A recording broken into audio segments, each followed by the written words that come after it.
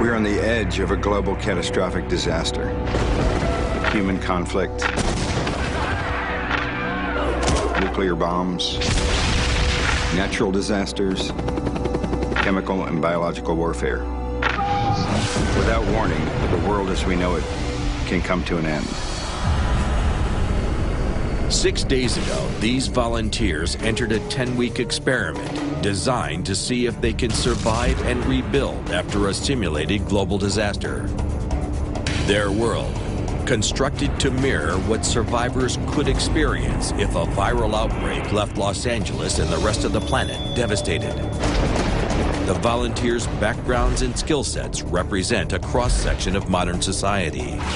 Their new home, a cordoned-off 80,000-square-foot warehouse near downtown Los Angeles. The whole manufacturing plant is something. Inside, they've been provided with limited tools, supplies, and food. They have no electricity, no running water, and no communication with the outside world. As part of the experiment, a gang of looters and thugs will attempt to compromise the colonists' resources and security. So far, the volunteers have focused on survival basics: fire, a water filter, electricity, and their security has been tested. There's only 2 of them. We should have got out there and kicked some butt. Now, sustainable energy. You got a bomb here. You light it, it will blow. And a dangerous street scavenge.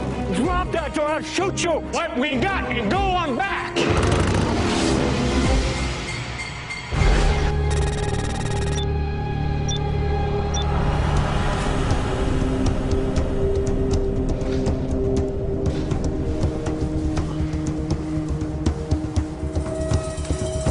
When a person is forced to be in a place of seclusion and forced to be away from things that are familiar, it creates a sense of anxiety and internal unrest. Morgan. A recent rainstorm provided the colonists with a 9-day supply of water. Now it's time to look beyond the basic necessities and think about how to make the colony livable. We have to survive. This is where we live now. And there's still so much we have to do. I know it will get more difficult when we start running out of things. It's always the things that you don't think about that blindside you, and all of a sudden you're without water or our power runs out, and then it's going to be a nightmare. The colonists' first few days were so hectic that they haven't had a chance to take full stock of the resources available to them. Disasters force people to view themselves and the world in a different light. Things once viewed as trash may become as valuable as gold. To survive, you must use anything and everything you find. Did anyone ever check in this thing? Luckily, we're blessed enough to find this place and have all this, but we haven't even scratched the surface of looking around here. The rest of them have clothes to change into welding safety gear. I mean, I think it's going to take us days, maybe weeks to figure out all the stuff that's here.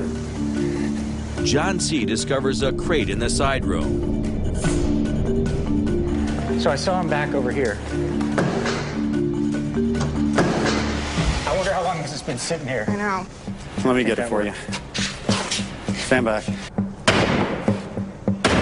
Ha! There you go. Flip, watch the nails. Let it rip. Watch the nails. Circular saw. Oh, God. That's a new one, too. Rechargeable. That's going to be great. Drill master, electric reciprocating jigsaw. Okay. There were a couple of crates in there that had some great rechargeable power tools, which will be helpful for doing woodworking. The power tools will dramatically expand what the colonists can accomplish. But they're worthless until they're charged. Let's go ahead and swap this one out. Joey charges the batteries for the drill and the Sawzall with the colony's power supply, an array of 20 car batteries daisy-chained together. But charging the tools is a huge drain on the already depleted battery bank. Machinist John V. estimates the colonists only have 4 days of electricity left. Once the batteries die, the colonists will have no lights, no power tools, nothing. If those batteries get drained too quickly, the voltage drops too low, we actually have a big battery bank of junk, and we're basically screwed.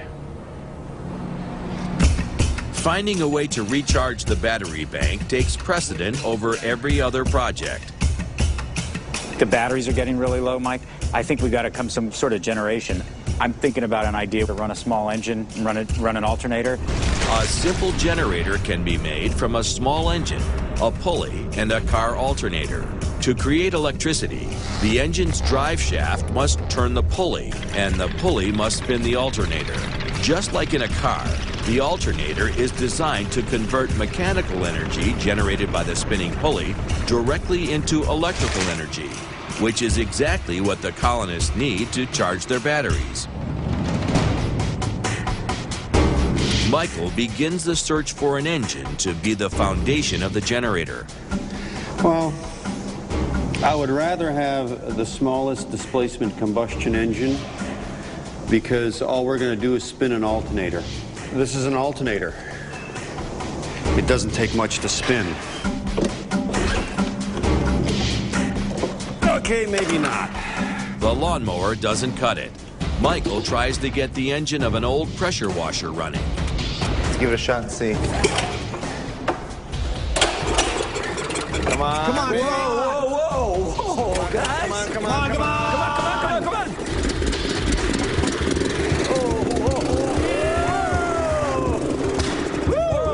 No exhaust.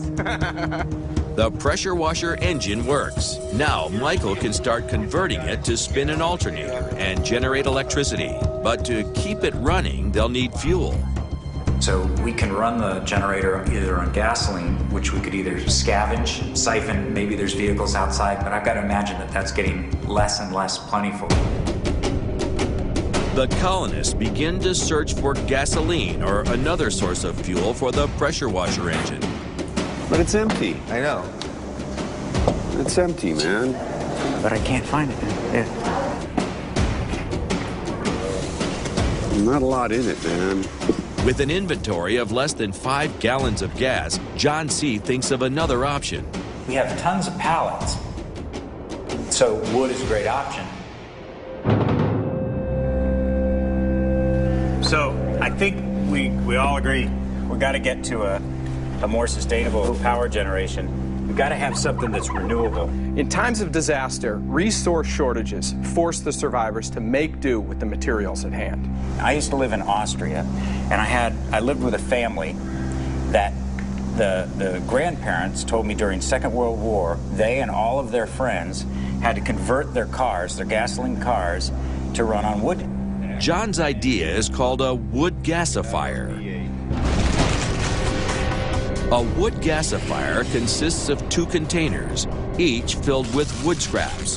The wood in the first container is used to build a fire. The fire heats the wood in the second container, releasing a flammable vapor made of hydrogen, carbon monoxide, and methane, known as wood gas.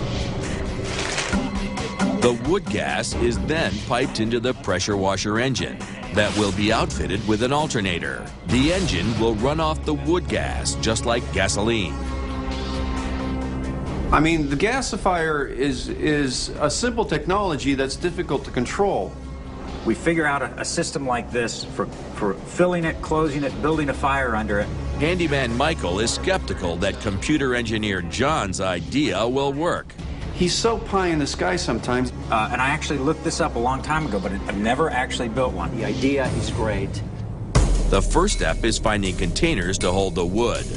Does that one have a top on it, Martin? Yeah, it does. Oh, yeah. All right, Flip it we over. got one right here. Okay? This is going to be perfect. I like it. It feels good to be using my brain. It's fun to be able to, you know, sit down and do engineering. Just really using your mind to figure out a problem. Okay, so what we're going to do is we're going to take this big one here. We're going to put wood chips in it. We're going to put it on top of this, and we're going to cut a hole in this one, have a fire going under it, and it's going to make all the wood chips in here kind of smolder, but it's going to release all of the gas in the wood, and we're going to funnel that gas in up through an exhaust pipe here. While Morgan and Vladimir fill the barrels with wood, John C. looks for a nozzle to release the gas from the gasifier. Been able to find a fitting, just put a little bit of Teflon tape. I've got this hydraulic fitting. At this point, we should be able to cook that thing up and see if we get a jet of gas out of this thing. All right, so a little bit of Teflon tape here. Make it airtight sealed. In this barrel, we put the fittings that I had found, we closed it up. Vladimir had lit a fire with the wood that Morgan had drawn. It looks like it's catching pretty well. After 30 minutes to let the fire build up, it's time to test the gasifier. If it's successfully producing wood gas, the engineers will be able to light the vapor coming out of the nozzle. Hey, Mike. All right. So you want to know what's going on? Yeah. All right. And we started the fire. We put a nozzle on the top here. We're going to siphon off the gas. We're going to light it on fire. You know what? This is deadly. You got a bomb here. A bomb.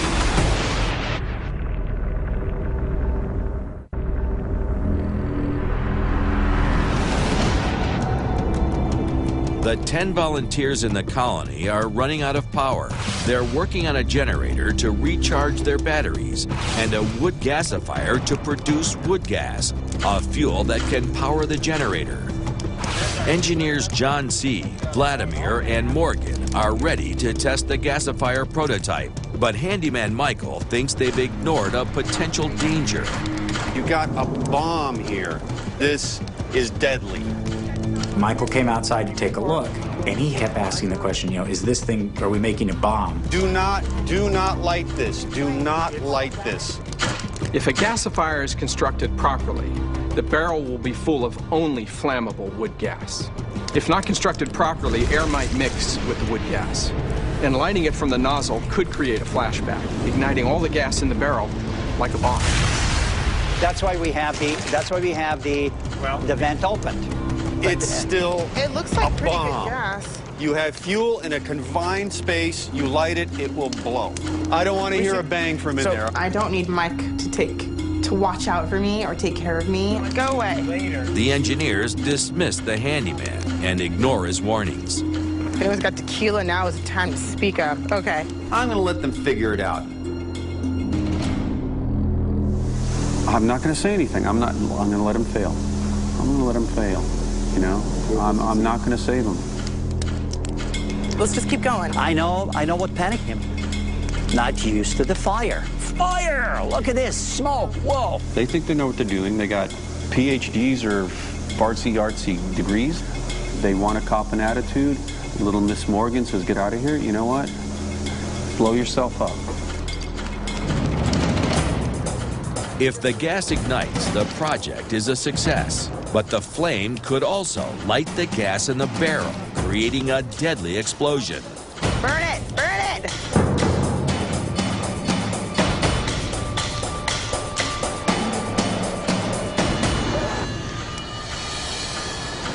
This is only water vapors. Only water vapors. The gasifier isn't a bomb, but it's not working either. The distillate, the vapor that was coming off, had enough wood gas to actually ignite. When the gasifier failed, I knew why, but I'm not going to say anything. Just because someone has a letter after the name PhD doctor, does that make them more capable of surviving in a world like this? No, I don't think so. That's engineers, folks.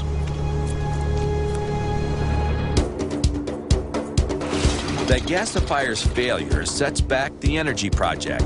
Without a gasifier and generator, the colonists will be unable to charge the battery bank powering their lights and tools. But rationing electricity isn't something the volunteers are used to. Some of the colonists are using the power tools without waiting for the battery bank to be recharged. So here's what I'm thinking, Allison. Okay. This is going to be the sole of our shoe, right?